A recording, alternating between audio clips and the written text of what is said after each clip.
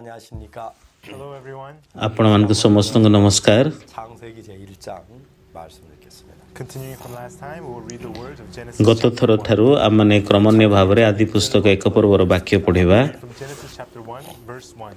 ଆମମାନେ ଆଦି ପୁସ୍ତକ ଏକ ପର୍ବର ବାକ୍ୟ ଠାରୁ ଏକ ପଦରୁ ପଢ଼ିବା। ଆଦ୍ୟରେ ପରମେଶ୍ୱର ସ୍ୱର୍ଗ ଓ ପୃଥିବୀ ସୃଷ୍ଟି କଲେ। ପୃଥିବୀ ନିର୍ଜନ ଓ ଶୂନ୍ୟ ଥିଲା, ଆଉ ଗଭୀର ଜଳ ଉପରେ ଅନ୍ଧକାର ଥିଲା। ପୁଣି ପରମେଶ୍ୱରଙ୍କର ଆତ୍ମା ଜଳ ଉପରେ ବ୍ୟାପ୍ତ ଥିଲେ। 하나님이 가라사대 빛이 ଅନନ୍ତର ପରମେଶ୍ୱର କହିଲେ, ଦୀପ୍ତି ହଉ, ତହିଁରେ ଦୀପ୍ତି ହେଲା। And there was light. 그 빛이 하나님의 보시기에 좋았다. ଆଉ ପରମେଶ୍ୱର ଦୀପ୍ତିକି ଦେଖିଲେ ଯେ ତାହା ଉତ୍ତମ। ତହୁଁ ପରମେଶ୍ୱର ଅନ୍ଧକାରରୁ ଦୀପ୍ତିକୁ ଭିନ୍ନ କଲେ। 어둠을 밤이나 아침 하시니라. 저녁이 되면 아침이 되는 ପୁଣି ପରମେଶ୍ୱର ଦୀପ୍ତିର ନାମ ଦିବସ ଓ ଅନ୍ଧକାରର ନାମ ରାତ୍ରି ଦେଲେ। The morning were the first day. ତହୁଁ ସନ୍ଧ୍ୟା ଓ ପ୍ରାତଃକାଳ ହୋଇ ପ୍ରଥମ ଦିବସ ହେଲା। 혼돈하고 공허하고 그 깊은 위에 있는 그 우리 땅의 이야기가 우리 마음을 가리킨다고 이야기를 했습니다. Last time we talked that ଗତଥର ଆମମାନେ କଥାବାର୍ତ୍ତା କରିଥିଲୁ, darkness was ପୃଥିବୀ ନିର୍ଜନ ଓ ଶୂନ୍ୟ ଥିଲା, ଆଉ ଗଭୀର ଜଳ ଉପରେ ଅନ୍ଧକାର ଥିଲା। ଏ ପୃଥିବୀର ଦୃଶ୍ୟ ହେଉଛି ଆମମାନଙ୍କର ହୃଦୟକୁ ଦେଖାଇଥାଏ, ହୃଦୟକୁ ଦର୍ଶାଇଥାଏ। ଲୋକମାନଙ୍କର ହୃଦୟରେ ସଦାବେଳେ ଅନ୍ଧକାର, ନିର୍ଜନ, ଶୂନ୍ୟ ଏବଂ ପାପ ଅଛି। but as the word of God comes upon it, କିନ୍ତୁ ଯେତେବେଳେ ପରମେଶ୍ୱରଙ୍କର ବାକ୍ୟ ହୃଦୟ ମଧ୍ୟକୁ ପ୍ରବେଶ କରିବ, ସେତେବେଳ ଠାରୁ ସମସ୍ତ ବିଷୟରେ ପରିବର୍ତ୍ତନ ଆରମ୍ଭ ହେବ। 그보다 더 강한 힘인 하나님의 말씀이 왔을 때 쫓겨날 수밖에 없죠. because the power that is upholding the heart ଯେହେତୁ of man, ଶକ୍ତିଟା the power of God ଯେଉଁ ଶକ୍ତି ମନୁଷ୍ୟର ହୃଦୟକୁ ଧରିଅଛି, ସେ ଶକ୍ତିଠାରୁ ବଡ଼ ଶକ୍ତି ଯଦି ଆସିବ, ତାହେଲେ ସେମାନେ ମୁକ୍ତି ହେବେ। 소와 양과 ଯେମିତି ଯୀଶୁଙ୍କର ଶକ୍ତି ଅନ୍ଧକାରର ଶକ୍ତିଠାରୁ ବଡ଼। sheep and doves. ଆମେ ଯୋହନ 2 ପର୍ବରୁ ଯେତେବେଳେ ଦେଖିବା, ଜେରୁସାଲେମ ମନ୍ଦିରରେ ସେ ଜାଗାରେ ବେଶ, ଛେଳି, କାପତା, ଟଙ୍କା ଏବଂ ଅନେକ ସାଧୁକିଆ ଫାରୁସି ଯାଜକମାନେ ସେ ବିଷୟକୁ କେବେ ତୋଡ଼ି ପାରିଲେ ନାହିଁ ମନ୍ଦିରରୁ। 쫓겨날 수밖에 없어요. But as Jesus Christ came in, they could not be there anymore. କିନ୍ତୁ ଯୀଶୁଖ୍ରୀଷ୍ଟ ଯେତେବେଳେ ଆସିଲେ, ସେତେବେଳକୁ 빛이 어둠에 비치되 어둠이 이기 ତାହା ଆଉ ସେ ମନ୍ଦିରରେ ରହିଲା ନାହିଁ, କିନ୍ତୁ ଯୀଶୁ କରଡ଼ା ବନାଇ ସବୁ ତୋଡ଼ିଦେଲେ। Ended it not. 여러분 그 ଯୋହନ ପୁସ୍ତକ 1 ପର୍ବରେ ଲେଖା ଅଛି, ଜ୍ୟୋତି ଜାଜଲ୍ୟମାନ ହେଲା, କିନ୍ତୁ ଅନ୍ଧକାର ତାହା ଗ୍ରହଣ କଲା ନାହିଁ। 없는 데서만 존재. ଅନ୍ଧକାର କେବେ ମଧ୍ୟ ଦୀପ୍ତିକୁ ଜିତି ପାରିବ ନାହିଁ, ଜ୍ୟୋତିକୁ ଜିତି ପାରିବ ନାହିଁ। ଯେଉଁ ଜାଗାରେ ଜ୍ୟୋତି ନାହିଁ, ଯେଉଁ ଜାଗାରେ ଦୀପ୍ତି ନାହିଁ, ସେ ଜାଗାରେ ଅନ୍ଧକାର ଅଛି। Whether the darkness was there for 100 years, 1,000 years, or 10 years, ଅନ୍ଧକାର କେତେ ଦିନ ଧରିକି ସେ ଜାଗାରେ ଅଛି ଆମମାନେ ଜାଣିନାହୁଁ। 1000 ବର୍ଷ ଧରିକି ଥିଲା ନା 10,000 ବର୍ଷ ଧରିକି ଥିଲା, darkness has to go. କିନ୍ତୁ ଯେଉଁ ମୁହୂର୍ତ୍ତରେ ଜ୍ୟୋତି 다른 뭐가 ଆସୁଛି, ସେ ଜାଗାରେ ଅନ୍ଧକାର ଦୂରେଇ ଯାଉଛି। The reason people live in darkness is not no other reason but because they do not have Jesus. who is the 예루살렘 light. 성전에 ଲୋକମାନେ କାହିଁକି ଅନ୍ଧକାରରେ ବଞ୍ଚୁଛନ୍ତି? ଯେହେତୁ ସେ ଜାଗାରେ ଯୀଶୁ ନାହାନ୍ତି। 것들이 그냥 도망칠 거예요. The temple of Jerusalem, as Jesus Christ Jerusalem ମନ୍ଦିର ଯେତେବେଳେ ଆମେ ଦେଖୁଛୁ, ଯୀଶୁ ଖ୍ରୀଷ୍ଟ ସେ ହେଉଛନ୍ତି ଜ୍ୟୋତି, ସେ ହେଉଛନ୍ତି ଦୀପ୍ତି। ସେ ଯେତେବେଳେ ପ୍ରବେଶ କରୁଛନ୍ତି, ସେତେବେଳକୁ ସେ ଜାଗାରେ ସମସ୍ତ ପଶୁ ପକ୍ଷୀକୁ ସେ ବାହାର କରିଦେଉଛନ୍ତି। was without form and void, and darkness 2 ପଦ ଯଦି ଆପଣମାନେ ଦେଖିବେ, ଆଦି ପୁସ୍ତକ 1 ପର୍ବରୁ 2 ପଦ, ପୃଥିବୀ ନିର୍ଜନ ଓ ଶୂନ୍ୟ ଥିଲା, ଆଉ ଗଭୀର ଜଳ ଉପରେ ଅନ୍ଧକାର ଥିଲା। ପୁଣି ପରମେଶ୍ୱରଙ୍କର ଆତ୍ମା ଜଳ ଉପରେ ବ୍ୟାପ୍ତ ଥିଲେ। God said, "Let there be light." 3 ପଦ, and there was light. ଅନନ୍ତର ପରମେଶ୍ୱର କହିଲେ, ଦୀପ୍ତି ହଉ, ତହିଁରେ ଦୀପ୍ତି ହେଲା। Amazing fact. 그래서 우리가 ଏହା ହେଉଛି ସତରେ ଆଶ୍ଚର୍ଯ୍ୟ ସତ୍ୟ ଅଟେ। 어둠 ସେହି କାରଣ ନିମନ୍ତେ ହିଁ ଆମମାନେ ପରମେଶ୍ୱରଙ୍କ ଠାରେ ବିଶ୍ୱାସ କରୁଅଛୁ। In a dark room, say to yourself, "Let there be light." See if that darkness really ଅନ୍ଧକାର ରୁମ୍କୁ ଯାଇକି ଆପଣ କୁହନ୍ତୁ, ଅନ୍ଧକାର ଦୂରେଇ ଯା। 존재할 수가 없어요. ସେତେବେଳକୁ ଅନ୍ଧକାର କେବେ ବି ଦୂରେଇ ଯିବ ନାହିଁ। exists through that. ଆପଣ ଚିତ୍କାର କରନ୍ତୁ, ଦୀପ୍ତି ହଉ, କିନ୍ତୁ କେବେ ମଧ୍ୟ ଦୀପ୍ତି ହେବ ନାହିଁ।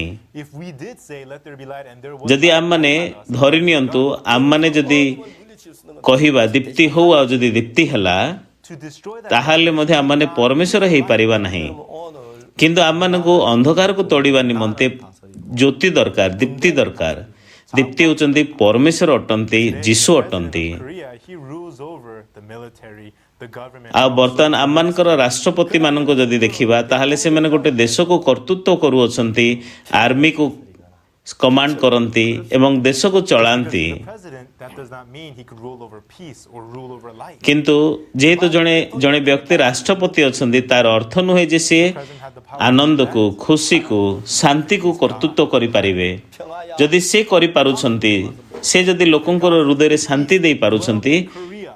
평화야. ତାହେଲେ 이게 사람이 ବହୁତ ଆଶ୍ଚର୍ଯ୍ୟ ହୁଅନ୍ତା। କିନ୍ତୁ କୌଣସି ରାଷ୍ଟ୍ରପତି ଜଣଙ୍କର ହୃଦୟରେ ଶାନ୍ତି ଦେଇପାରିବେ ନାହିଁ। 하나님이 그렇게 말씀하시면 କିନ୍ତୁ ପରମେଶ୍ୱର ହିଁ ସେମିତି କହିପାରିବେ। ଯଦି ପ୍ରଭୁ କହିବେ ଶାନ୍ତି, ସେ ଭାଇଙ୍କ ହୃଦୟକୁ ଆସ, Comes to you. ଝଡ଼ ତମେ ଶାନ୍ତ ହୁଅ, ସେତେବେଳକୁ ଶାନ୍ତ ଆସୁଛି। Root. ଯେହେତୁ ପରମେଶ୍ୱରଙ୍କର ବାକ୍ୟ ହେଉଛି ସତ୍ୟ, ପରମେଶ୍ୱରଙ୍କର ବାକ୍ୟ ହେଉଛନ୍ତି ପରମେଶ୍ୱର ଅଟନ୍ତି। ପରମେଶ୍ୱର ଯେତେବେଳେ କହନ୍ତି ସେତେବେଳକୁ ବାକ୍ୟ ଅନୁସାରେ ପ୍ରତ୍ୟେକ ବିଷୟ ହୁଏ। ଅନନ୍ତର ପରମେଶ୍ୱର କହିଲେ ଦୀପ୍ତି ହଉ, ତହିଁରେ ଦୀପ୍ତି ହେଲା। 하나님이 그 ଯଦି ପରମେଶ୍ୱର କହିବେ ପବିତ୍ରତା ଆସୁ, ପବିତ୍ରତା ହଉ, ତାହେଲେ ପବିତ୍ରତା ହେବ। ପରମେଶ୍ୱର କହିବେ ଆଶା ଆସେ, ତାହେଲେ ପରମେଶ୍ୱର ଆସିବେ। ଝଡ଼ ତୋଫାନ ତୁ ଶାନ୍ତ ହେ, ତାହେଲେ ଶାନ୍ତ ହେବ। ପ୍ରଭୁ ଯଦି ସୁସ୍ଥତା ଆସୁ କହିଲେ ରୋଗୀ ସୁସ୍ଥତା ପାଇବ। ଯେହେତୁ ସେ ପରମେଶ୍ୱର ଅଟନ୍ତି, ସେ ଶାନ୍ତିକୁ, ସୁସ୍ଥତାକୁ, ଦୀପ୍ତିକୁ, ଆଶାକୁ, ଆଲୁଅକୁ ଆଦେଶ ଦେଇପାରିବେ। ଆଦି ପୁସ୍ତକ 1 ପର୍ବରେ ଆମେ ପରମେଶ୍ୱରଙ୍କ ବିଷୟରେ ଏ ଜାଗାରେ ପଢ଼ୁଅଛୁ। Body of a man in ସେ ପରମେଶ୍ୱର ମନୁଷ୍ୟମାନଙ୍କର ଶରୀର ଧାରଣ କରି ଏ ଜଗତକୁ ଆସିଲେ। 인간으로 도저히 할 수 없는 일을 행하고 계셨습니다. that God came to the world of humans ସେ and did ପରମେଶ୍ୱର things that humans cannot. ମନୁଷ୍ୟମାନଙ୍କର ଜଗତକୁ ଆସିଲେ ଏବଂ ମନୁଷ୍ୟ ଯାହା କରିପାରିବେ ନାହିଁ, ସେ ଯୀଶୁଖ୍ରୀଷ୍ଟ ଆମ ସମସ୍ତଙ୍କ ନିମନ୍ତେ କଲେ। ଯୋହନ ପୁସ୍ତକ 2 ପର୍ବରେ କାନାନଗର ବିବାହ ଉତ୍ସବକୁ ଯୀଶୁ ଗଲେ। ସେ ଜାଗାରେ ସେମାନଙ୍କର ଦ୍ରାକ୍ଷାରସ ସରିଗଲା। ଆଉ ଯୀଶୁଙ୍କର ମାତା ପରିଚାରକମାନଙ୍କୁ କହିଲେ, ଯୀଶୁଙ୍କୁ କହିଲେ ସେମାନଙ୍କର ଦ୍ରାକ୍ଷାରସ ନାହିଁ। Have I to do with this? ସେତେବେଳକୁ ଯୀଶୁ କ'ଣ ବୋଲି କହିଲେ, ଗୋ ନାରୀ, ତୁମ ସହିତ ମୋର କି ସମ୍ପର୍କ ଅଛି? ମୋର ସମୟ ପର୍ଯ୍ୟନ୍ତ ଉପସ୍ଥିତ ହୋଇନାହିଁ। Right then Mary said to the servants, whatever he saith unto you, do it. 거기에 돌 항아리 6 ତାହାଙ୍କ ମାତା ପରିଚାରକମାନଙ୍କୁ କହିଲେ, ସେ ତୁମମାନଙ୍କୁ ଯାହା କିଛି କହନ୍ତି ତାହା ତୁମେ କର। ଆଉ ସେଠାରେ ଯିହୁଦୀମାନଙ୍କର ସୂଚୀକରଣ ରୀତି ଅନୁସାରେ 2 ବା 3 하인된 물을 가득 채웠어요. ମହଣିଆ 6 ଗୋଟି ପଥର ଜାହାଲା ଥିଲା। ଯୀଶୁ ସେମାନଙ୍କୁ କହିଲେ, ଜାହାଲା ଗୁଡ଼ିକ ପାଣିରେ ଭର୍ତ୍ତି କର। ସେଥିରେ ସେମାନେ ସେହି ସବୁ Servant to the ruler of the ଫନ୍ଦ ପର୍ଯ୍ୟନ୍ତ ଭର୍ତ୍ତି କଲେ। ଆଉ ସେ ସେମାନଙ୍କୁ କହିଲେ, ଏବେ କାଢ଼ି ନେଇ ଭୋଜର ଅର୍ଦ୍ଧକ୍ୟମାନଙ୍କ ନିକଟକୁ ଘେନି ଯାଅ। ସେଥିରେ ସେମାନେ ଘେନି ଗଲେ। 자, 예수님이 ତ ବର୍ତ୍ତମାନ ଯେତେବେଳେ ଯୀଶୁ ସେମାନଙ୍କୁ କହୁଛନ୍ତି, Jesus said, ଏବେ କାଢ଼ି ନେଇ ଭୋଜର ଅର୍ଦ୍ଧକ୍ୟମାନଙ୍କ ନିକଟକୁ ଘେନି ଯାଅ, 여러분 이 ବର୍ତ୍ତମାନ ତୁମେ ଏହା ନେଇକି ଘେନି ଯାଅ। 갈피를 잡으세요. ତ ବର୍ତ୍ତମାନ ସେମାନେ ପାଣିକୁ ନେଇକି ଯିବେ ନା ଯିବେ ନାହିଁ? ବର୍ତ୍ତମାନ ଆମେ ପାଣି ସମସ୍ତଙ୍କୁ ପିଇବାକୁ ଦେବୁ ନା ନାହିଁ?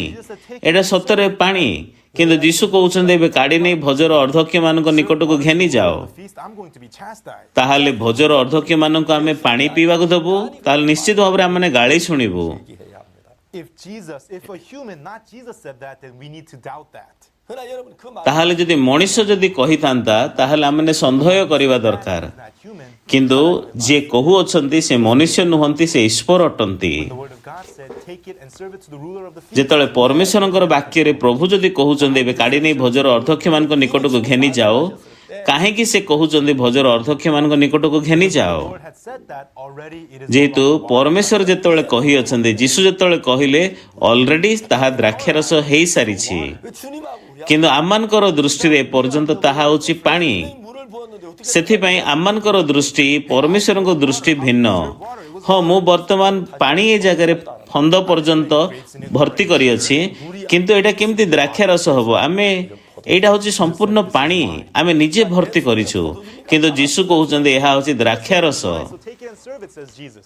ଆଉ ଯୀଶୁ କହୁଛନ୍ତି ଏହା ହେଉଛି ଦ୍ରାକ୍ଷାରସ, ସେଥିପାଇଁ ତୁମେ କାଢ଼ି ନେଇ ଭୋଜର ଅର୍ଦ୍ଧକ୍ୟମାନଙ୍କୁ ବାଣ୍ଟି ଦିଅ। Burdensome for them. କିନ୍ତୁ ଦାସମାନେ କହୁଛନ୍ତି ଏଇଟା ହେଉଛି ପାଣି, ସେଥିପାଇଁ ସେମାନଙ୍କୁ ବହୁତ ବୋଝ ଲାଗୁଛି କାଢ଼ି ନେଇକି ବାଣ୍ଟିବା ପାଇଁ। That's how 하인들이 ସେ ଯେହେତୁ ପରିଚାରକମାନେ ଯୀଶୁଙ୍କୁ ଜଣେ ସାଧାରଣ ଲୋକଙ୍କ ପରି ଦେଖୁଛନ୍ତି, 너희에게 무슨 말씀 କିନ୍ତୁ ମରିୟମଙ୍କ ଠାରୁ ଯାହା ସେମାନେ ଶୁଣିଥିଲେ 5 ପଦରେ ଯୋହନ 2 ପର୍ବର, ସେ ପରିଚାରକମାନେ ମନେ ପକାଇଲେ, ସେ ତୁମ୍ଭମାନଙ୍କୁ ଯାହା କିଛି କହନ୍ତି ତାହା କର। 인간의 생각으로 볼 때는 이해가 안 가요. when you hear the word of God with human ଯେତେବେଳେ ଆପଣମାନେ ପରମେଶ୍ୱରଙ୍କର ବାକ୍ୟ ଶୁଣିବେ, ମଣିଷମାନଙ୍କର ଚିନ୍ତା ଅନୁସାରେ ଆପଣମାନେ କେବେ ମଧ୍ୟ ବାକ୍ୟ ବୁଝିପାରିବେ ନାହିଁ।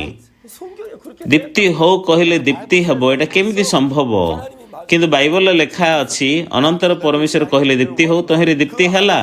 ଦୀପ୍ତି ହେଲା ଲେଖା ହେଇଛି। ଯେହେତୁ ପରମେଶ୍ୱର କହିଲେ ଦୀପ୍ତି ହଉ, ତହିଁରେ ଦୀପ୍ତି ହେଲା। ଯଦି ସେ ପରମେଶ୍ୱର କହୁଛନ୍ତି ବର୍ତ୍ତମାନ ତୁମେ ଭୋଜର ଅର୍ଦ୍ଧକ୍ୟମାନଙ୍କ ନିକଟକୁ କାଢ଼ି ନେଇକି ତୁମେ ଘେନି ଯାଅ, ଯଦି ସେ ପରମେଶ୍ୱର ଝଡ଼ ତୋଫାନକୁ ଶାନ୍ତ ହେଇ କହିଲେ ଝଡ଼ ତୋଫାନ ଶାନ୍ତ ହେବ। Amazing thing about the Bible, ମୁଁ ବାଇବେଲ ପଢ଼ିଲି ଏବଂ ବାଇବେଲ ଯେତେବେଳେ ମୁଁ ପଢ଼ୁଛି ବାଇବେଲ ବହୁତ ଆଶ୍ଚର୍ଯ୍ୟ ଅଟେ। it was accomplished. ଯାହା କିଛି ପରମେଶ୍ୱର କହିଅଛନ୍ତି ସମସ୍ତ ବାକ୍ୟ ସାଧନ ହୋଇଅଛି। One day Jesus told the storm, be calm, be still. ଦିନେ ଯୀଶୁ ଝଡ଼ ତୋଫାନକୁ କହିଲେ, ଝଡ଼କୁ କହିଲେ ଶାନ୍ତ ହେ। Be still. ବର୍ତ୍ତମାନ ଏ ସମୁଦ୍ରର ଜଳ ତୁ ଶାନ୍ତ ହେ, ତୁନି ହ।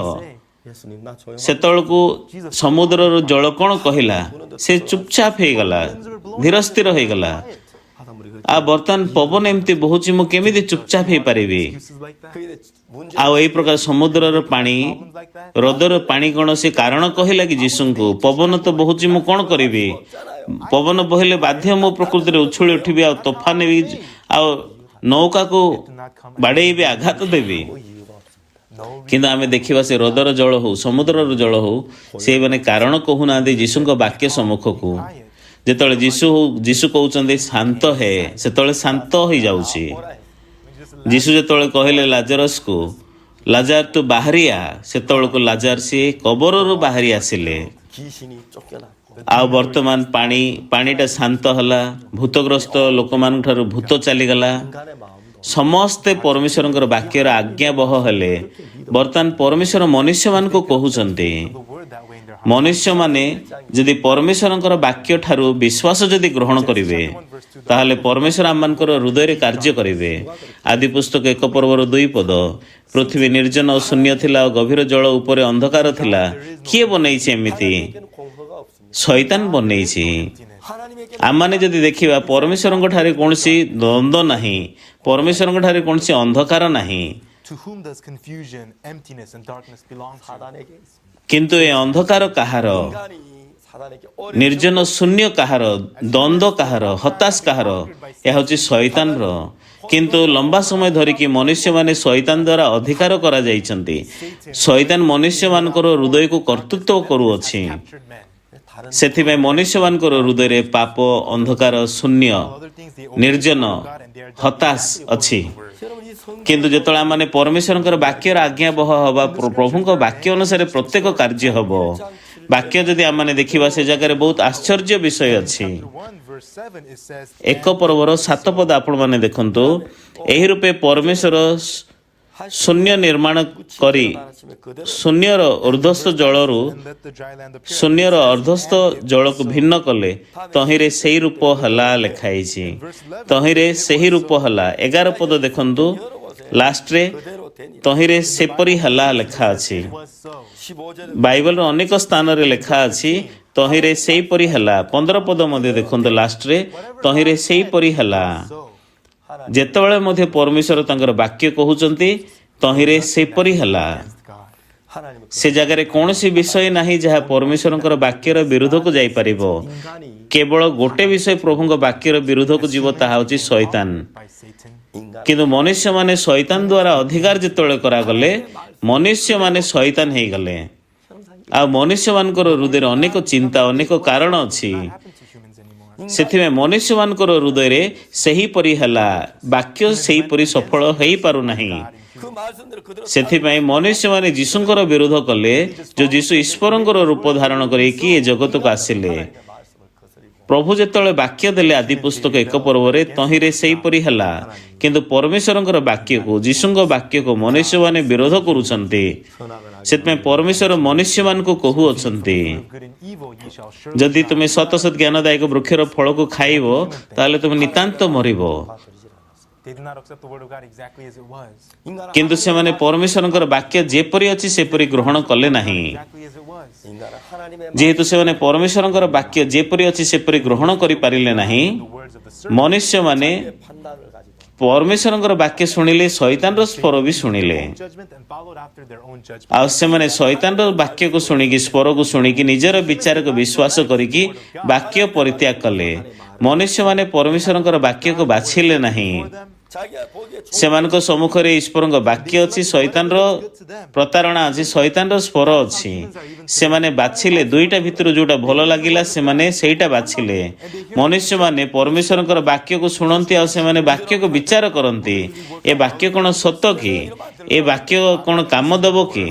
ମୁଁ ଭାବୁନି ଏ ବାକ୍ୟ କାମ ଦେବ। 암만 성경이 ମୁଁ ଭାବୁନି ଏଇଟା ହେଉଛି ଠିକ୍ 그럴 수가 없어. ହଁ ଏଇଟା ହେଉଛି ବାଇବଲ ଏଇଟା ହେଉଛି ବାକ୍ୟ କିନ୍ତୁ ମୁଁ ଗ୍ରହଣ କରିପାରିବି ନାହିଁ ମୋତେ ଲାଗୁନି ଏଇଟା ଠିକ୍ ଅନେକ ଲୋକମାନଙ୍କ ପାଖରେ ଏ ପ୍ରକାର କୌତୁକିଆ ହୃଦୟ ଆଉ ଚିନ୍ତା ଅଛି ଆଉ ଏହି ପ୍ରକାର ଭାବରେ ମନୁଷ୍ୟମାନେ ନିଜ ବିଷୟରେ ମନେ କରନ୍ତି ସେମାନେ ବହୁତ ଜ୍ଞାନୀ ବହୁତ ଚାଲାକି ଆଉ ସେମାନେ ନିଜର ବିଚାରକୁ ନିଜର ମତକୁ ବିଶ୍ୱାସ କରିକି ରହିଯାଆନ୍ତି ଆଉ ଶୈତାନ ଏପରି ଯେତେବେଳେ ଲୋକମାନଙ୍କୁ ଦେଖିଥାଏ ସେ ବହୁତ ସନ୍ତୁଷ୍ଟ ହେଇଥାଏ ଆଦି ପୁସ୍ତକ 1 ପର୍ବ ଯେତେବେଳେ ଆପଣମାନେ ଦେଖିବେ ସମସ୍ତ ବିଷୟ ପରମେଶ୍ୱରଙ୍କର ବାକ୍ୟର ଆଦେଶ ଅନୁସାରେ ସଫଳ ହେଉଛି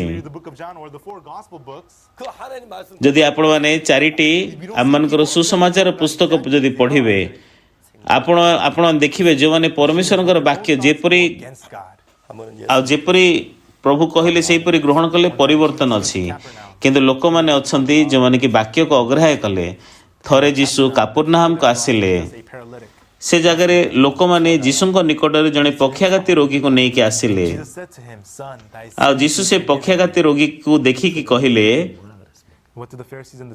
ବତ୍ସ ତୁମର ପାପ ସବୁ କ୍ଷମା କରାଗଲା ମାର୍କ 2 ପର୍ବର 5 ପଦରେ କିନ୍ତୁ ଶାସ୍ତ୍ରୀମାନଙ୍କ ମଧ୍ୟରୁ କେତେକ ସେ ସ୍ଥାନରେ ବସି ଆପଣ ମନରେ ଏହା ତର୍କ ବିତର୍କ କରୁଥିଲେ ଏ ଲୋକ 금식하지 않는다. କାହିଁକି ଏପରି କହୁଅଛି 안식일 범 ସେ ଈଶ୍ୱର ନିନ୍ଦା କରୁଅଛି 너희에서 내가 죄인들과 କେବଳ ଜଣକ ବିନା ଅର୍ଥାତ୍ ଈଶ୍ୱରଙ୍କ ବିନା ଆଉ କିଏ ପାପ କ୍ଷମା କରିପାରେ ନାହିଁ 우리 인간들에게 ଆଉ ସେ କାହିଁକି ପାପୀମାନଙ୍କ ସହିତ କରଗ୍ରାହୀମାନଙ୍କ ସହିତ ବସିକି ଖାଉଛନ୍ତି ସେ ପାପିନୀ ସ୍ତ୍ରୀ ତାକୁ କାହିଁକି ଛୁଉଛି ଏମିତି ଲୋକମାନେ ଯୀଶୁଙ୍କୁ ବିରୋଧ କଲେ ଶୈତାନ ପରମେଶ୍ୱରଙ୍କର ବାକ୍ୟର ବିରୋଧ କରେ ସେ ଜାଗାରେ ଅନେକ ଲୋକମାନେ ଅଛନ୍ତି କହନ୍ତି ପରମେଶ୍ୱରଙ୍କୁ ବିଶ୍ୱାସ କରୁଛୁ କିନ୍ତୁ ନିଜର ମାପଦଣ୍ଡକୁ ନେଇକି ସେମାନେ ବାକ୍ୟର ବିରୋଧ କରନ୍ତି ଏହା ହେଉଛି ସତ୍ୟ 38 ବର୍ଷର ପକ୍ଷାଘାତୀ ରୋଗୀ ସେ ହଲି ପାରୁନାହାନ୍ତି ସେ ଚାଲିପାରିବେ ନାହିଁ ତାଙ୍କ ପାଖରେ କେହି ବି ନାହାନ୍ତି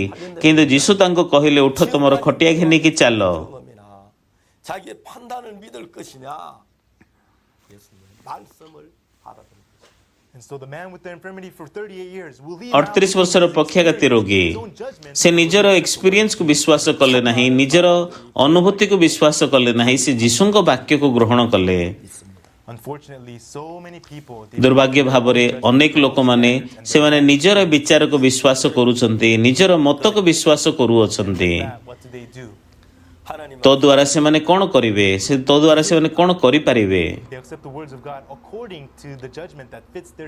자기 마음 맞지 않으면 ଆଉ ସେମାନେ ତାଙ୍କ ବିଚାର ଅନୁସାରେ ଯେଉଁ ବାକ୍ୟ ଫିଟିଂ ହେଉଛି ସେ ବାକ୍ୟକୁ ଗ୍ରହଣ କରିବେ କିନ୍ତୁ ତାଙ୍କ ମତରେ ଯଦି ସେ ବାକ୍ୟ ଫିଟିଂ ହେଉନାହିଁ ସେମାନେ ଗ୍ରହଣ କରିବେ ନାହିଁ ମୁଁ ଦେଖିଅଛି ଅନେକ ଲୋକମାନଙ୍କୁ ଏ ପ୍ରକାର ପାପର ସମସ୍ୟା ପାଇଁ 삶의 정말 ଦ୍ୱାରା ଧରାଯାଇଛନ୍ତି ଆସନ୍ତୁ ଆମମାନେ ବାକ୍ୟ ଦେଖିବା ରୋମିଓ ପୁସ୍ତକର ବାକ୍ୟ ଦେଖିବା 로마 ଆଉ ରୋମିଓ ପୁସ୍ତକ 3 ପର୍ବର ଗୋଟେ ବାକ୍ୟ ବହୁତ ମୂଲ୍ୟବାନ ବାକ୍ୟ ରୋମିଓ ପୁସ୍ତକ 3 ପର୍ବର 23 ପଦ ବାକ୍ୟ ସମସ୍ତେ ତ ପାପ କରିଅଛନ୍ତି ପୁଣି ଈଶ୍ୱରଙ୍କ ଗୌରବ ରହିତ ହୋଇଅଛନ୍ତି 24 ପଦ ପୁଣି ସେମାନେ ବିନା ମୂଲ୍ୟରେ ତାହାଙ୍କ ଅନୁଗ୍ରହରେ ଖ୍ରୀଷ୍ଟ ଯୀଶୁଙ୍କଠାରେ ଯେଉଁ ମୁକ୍ତି ଅଛି ତୋ ଦ୍ୱାରା ଧାର୍ମିକ ଗଣିତ ହୁଅନ୍ତି 24 ପଦରେ ବାକ୍ୟରେ କ'ଣ ଲେଖା ଅଛି ରୋମିଓ 3ର ପୁଣି ସେମାନେ ବିନା ମୂଲ୍ୟରେ ତାହାଙ୍କ ଅନୁଗ୍ରହରେ ଖ୍ରୀଷ୍ଟ ଯୀଶୁଙ୍କଠାରେ ଯେଉଁ ମୁକ୍ତି ଅଛି ତୋ ଦ୍ୱାରା ଧାର୍ମିକ ଗଣିତ ହୁଅନ୍ତି 자 여기 성경 ଖ୍ରୀଷ୍ଟ ଯୀଶୁଙ୍କଠାରେ ଯେଉଁ ମୁକ୍ତି ଅଛି ତୋ ଦ୍ୱାରା ଧାର୍ମିକ ଗଣିତ ହୁଅନ୍ତି ଏ ଜାଗାରେ ବାଇବଲ ଆମମାନଙ୍କୁ କ'ଣ କହୁଅଛି ହଁ ସମସ୍ତେ ପାପ କରିଅଛନ୍ତି ପୁଣି ଈଶ୍ୱରଙ୍କ ଗୌରବରୁ ରହିତ ହୋଇଅଛନ୍ତି 하나님의 은혜로 ଖ୍ରୀଷ୍ଟ ଯୀଶୁ ସେମାନଙ୍କର ପାପରୁ ସେମାନଙ୍କୁ ମୁକ୍ତି କରିବା ଦ୍ୱାରା ଅନୁଗ୍ରହ ଦ୍ୱାରା ବିନା ମୂଲ୍ୟରେ ଖ୍ରୀଷ୍ଟ ଯୀଶୁଙ୍କଠାରେ ଯେଉଁ ମୁକ୍ତି ଅଛି ତୋ ଦ୍ୱାରା ଧାର୍ମିକ ଗଣିତ ହୁଅନ୍ତି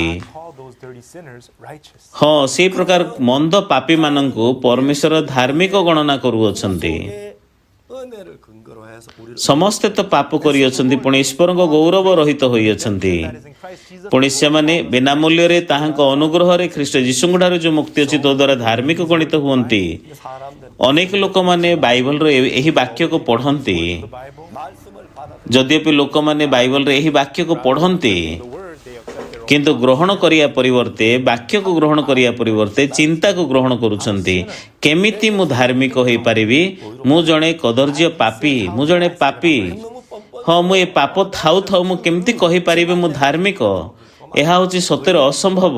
If I say that I'm righteous, that's ଯଦି ମୁଁ କହିବି ମୁଁ ଧାର୍ମିକ ତାହେଲେ ମୁଁ ହେଉଛି ବହୁତ ଦାମ୍ଭିକ। ନା, ମୁଁ ହେଉଛି ପାପୀ। ପାପୀ କହିବା ହେଉଛି ନମ୍ରତା।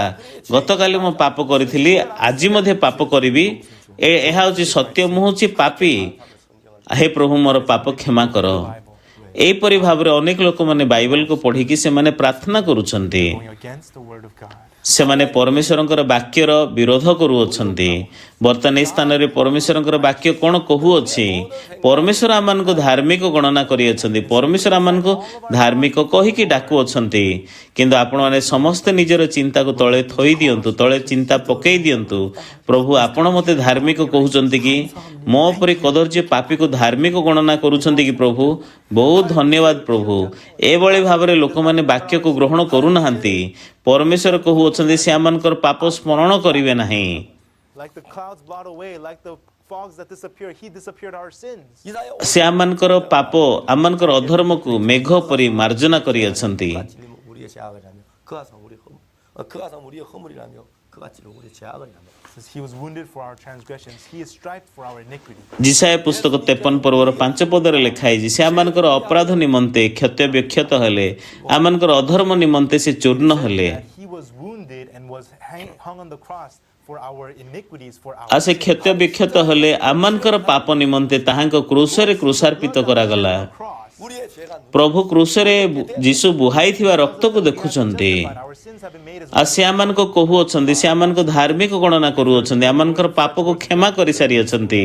ଆମମାନେ ଏହି ପ୍ରକାର ଭାବରେ ପରମେଶ୍ୱରଙ୍କର ଅନେକ ବାକ୍ୟକୁ ଶୁଣିଅଛୁ। the Bible says that I'm righteous. 예수님 ଯଦିଓ ବି ବାଇବଲ ଆମମାନଙ୍କୁ କହୁଅଛି ଆମମାନେ ଧାର୍ମିକ, I remember my sin. 하나님 내 죄를 ଯଦିଓ ବି ଯୀଶୁ କହୁଅଛନ୍ତି ସେ ଆମମାନଙ୍କର ପାପ ସ୍ମରଣ କରନ୍ତି ନାହିଁ, As white as snow. ଯଦିଓ ବି ପରମେଶ୍ୱରଙ୍କର ବାକ୍ୟ କହୁଅଛି ହିମ ପରି ଆମମାନଙ୍କର ପାପକୁ ଶୁକ୍ଳବର୍ଣ୍ଣ କରିଅଛନ୍ତି, ଏହା ହେଉଛି ବାଇବଲ।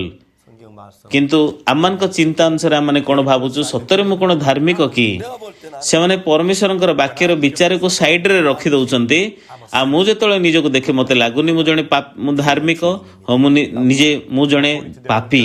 They say, Lord, ଆଉ ସେମାନଙ୍କର ବିଚାର ଅନୁସାରେ ସେମାନେ ପ୍ରାର୍ଥନା କରି କହନ୍ତି, ହେ ପ୍ରଭୁ ମୁଁ ଜଣେ ପାପୀ। believe in God. 왜 그렇습니까?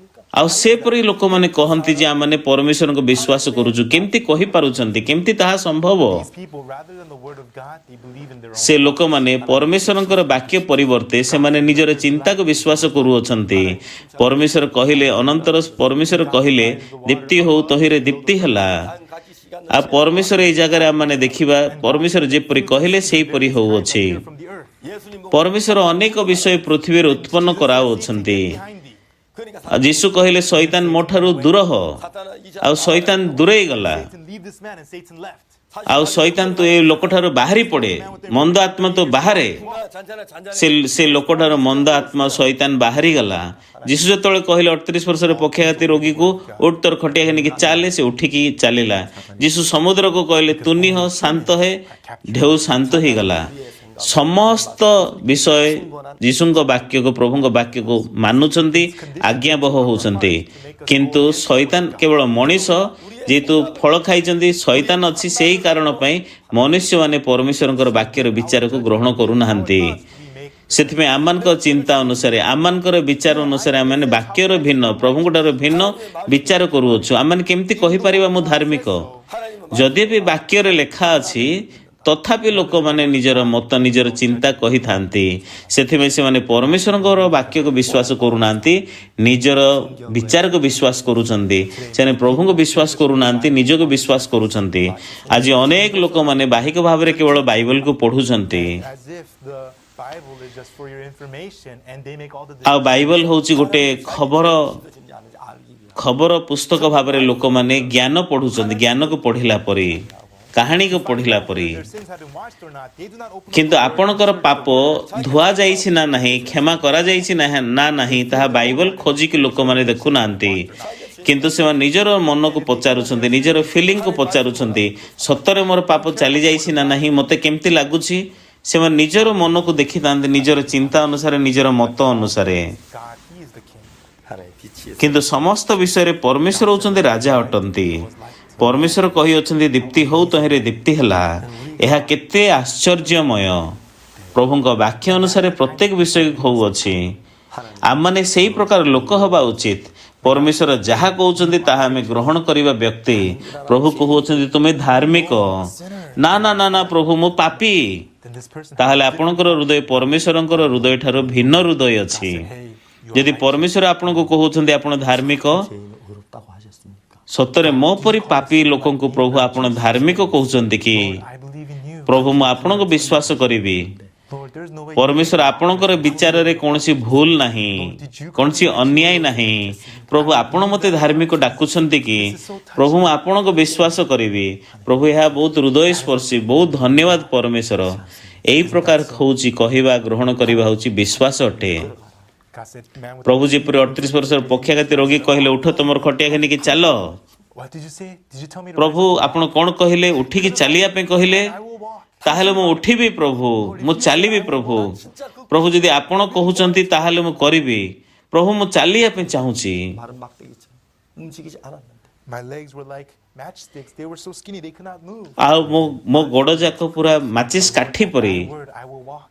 그때 역사가 କିନ୍ତୁ ପ୍ରଭୁ ଆପଣଙ୍କର ବାକ୍ୟ ଅନୁଯାୟୀ ମୁଁ ଚାଲିବି ଆଉ ଏହି ପ୍ରକାର ଭାବରେ ପରମେଶ୍ୱରଙ୍କର କାର୍ଯ୍ୟ ଜାଗ୍ରତ ହେଲା ଯୋହନ 5 ପର୍ବରେ କିନ୍ତୁ ଆମେ ନିଜେ ପରୀକ୍ଷା କରିବା ପାଇଁ ଚାହୁଁଛୁ ସମ୍ଭାବନା ନାହିଁ ଦେଖିବା ପାଇଁ ଚାହୁଁଛୁ କିନ୍ତୁ ଆପଣମାନେ ନିଜର ଅନୁଭୂତି ଅନୁସାରେ ବଞ୍ଚନ୍ତୁ ନାହିଁ Experience. ଯଦ୍ୟପି ଆପଣଙ୍କର ଜ୍ଞାନ ଅନୁଭୂତି ଠାରୁ ଈଶ୍ୱରଙ୍କ ବାକ୍ୟ ଭିନ୍ନ ଅଟେ କିନ୍ତୁ ସର୍ବଦା ଆପଣମାନେ ପରମେଶ୍ୱରଙ୍କର ବାକ୍ୟକୁ ନିଜର ହୃଦୟରେ ଗ୍ରହଣ କରନ୍ତୁ ଯେତେବେଳେ ଆପଣ ନିଜର ଦୃଷ୍ଟି ଦ୍ୱାରା ନିଜକୁ ଦେଖିବେ ଆପଣମାନେ ପାପୀ ଅଟନ୍ତି କିନ୍ତୁ ଯଦି ପ୍ରଭୁ ଆପଣଙ୍କୁ ଧାର୍ମିକ ଗଣନା କରିଅଛନ୍ତି ତାହେଲେ ଆପଣ ଧାର୍ମିକ ଅଟନ୍ତି ରୋମିଓ ପୁସ୍ତକ 4 ପର୍ବର 5 ପଦ ବାକ୍ୟ ଆମମାନେ ପଢ଼ିବା କେମିତି ଲେଖା ଅଛି 이를 믿는 자의 그의 믿음을 의로울지 But to him that worketh not, but believeth on him that ଏ ଜାଗାରେ ଲେଖା ଅଛି କିନ୍ତୁ ଯେ କର୍ମ ଉପରେ ନିର୍ଭର କରେ ନାହିଁ ମାତ୍ର ଅଧାର୍ମିକକୁ ଧାର୍ମିକ ବୋଲି ଯେଉଁ ଗଣନା କରନ୍ତି ତେବେ ତାହା ପକ୍ଷରେ ତାହାର ବିଶ୍ୱାସ ଧାର୍ମିକତା ବୋଲି ଗଣିତ ହୁଏ ପ୍ରଭୁ ଅଧାର୍ମିକକୁ ଧାର୍ମିକ ବୋଲି ଗଣନା କରନ୍ତି କାହିଁକି ଯେହେତୁ ଯୀଶୁ ଅଧାର୍ମିକମାନଙ୍କ ନିମନ୍ତେ ମୃତ୍ୟୁ ଭୋଗ କରିଅଛନ୍ତି ଯଦି ଆପଣମାନେ ଈଶ୍ୱରୀୟ ଲୋକମାନଙ୍କୁ ଧାର୍ମିକ ଲୋକଙ୍କୁ ଧାର୍ମିକ ଯଦି କହିବେ ତାହା ହେଉଛି ଅଦରକାରୀ କିନ୍ତୁ ଅଧାର୍ମିକମାନଙ୍କୁ ଧାର୍ମିକ ବୋଲି ଗଣନା କରନ୍ତି ତାହା ହେଉଛି ବିଶ୍ୱାସ ଅଟେ ଆଉ ତାହାର ବିଶ୍ୱାସ ତାହା ପକ୍ଷରେ ତାହାର ବିଶ୍ୱାସ ଧାର୍ମିକତା ବୋଲି ଗଣିତ ହୁଏ ଲେଖା ଅଛି 말해주고 있습니다. the book of Genesis, the creation of heaven and ଆଦି ପୁସ୍ତକରେ ପରମେଶ୍ୱରଙ୍କର 창세기 ପୃଥିବୀ ଆଉ ସ୍ୱର୍ଗର ସୃଷ୍ଟି ବିଷୟରେ ଲେଖା ଅଛି listen to these words on Genesis. ଯେତେବେଳେ ଆପଣମାନେ ଏହି ଆଦି ପୁସ୍ତକର ବାକ୍ୟକୁ ଆପଣମାନେ ଶୁଣୁଛନ୍ତି ବର୍ତ୍ତମାନ Also soak in ମୁଁ ଆଶା କରେ ଆପଣମାନଙ୍କର ହୃଦୟରେ ମଧ୍ୟ ଆଦି ପୁସ୍ତକ ସମ୍ପୂର୍ଣ୍ଣ ଆପଣମାନେ ଆଦି ପୁସ୍ତକରେ ବୁଡ଼ିଯିବେ your own heart, but on the side of ଆପଣମାନେ ନିଜର ହୃଦୟର ପକ୍ଷରେ ଛିଡ଼ା ନ ହୋଇ ଆପଣମାନେ ପରମେଶ୍ୱରଙ୍କର ବାକ୍ୟର ପକ୍ଷରେ ଛିଡ଼ା ହୁଅନ୍ତୁ ତାହେଲେ ଆପଣମାନେ ସମସ୍ତେ ପରମେଶ୍ୱରଙ୍କର କାର୍ଯ୍ୟର ଅନୁଭୂତି ପାଇବେ without form and void and in darkness. ଯେପରି ପୃଥିବୀ ନିର୍ଜନ ଶୂନ୍ୟ ଅନ୍ଧକାର ଥିଲା କିନ୍ତୁ ଏହି ପ୍ରକାର ପୃଥିବୀଟା ପରିବର୍ତ୍ତନ ହେଉଛି ସେଭଳି ଭାବରେ ଯେକୌଣସି ପାପରେ ଆପଣ ଥାଆନ୍ତୁ ନା କାହିଁକି ଏ ବାକ୍ୟକୁ ଆପଣ ଗ୍ରହଣ କରନ୍ତୁ ତାହେଲେ ଆପଣମାନେ ଫୁଲ ଫୁଟିବେ ଫଳ ଫଳିବେ Your hearts will be changed into a beautiful garden. ଆପଣମାନଙ୍କର ହୃଦୟ ପ୍ରଭୁଙ୍କର ସୁନ୍ଦର ଉଦ୍ୟାନ ଭାବରେ ପରିବର୍ତ୍ତନ ହେଇଯିବ ସେ ଜାଗାରେ ସୁନ୍ଦର ଫୁଲ ଫୁଟିବ ଆଜି ଆମମାନେ ଏତିକି କଥା ହେବା ବହୁତ ବହୁତ ଧନ୍ୟବାଦ ଆସନ୍ତା ଥର ଆଉ ଥରେ ଆପଣମାନଙ୍କ ସହିତ ମୁଁ ଭେଟ ହେବି ନମସ୍କାର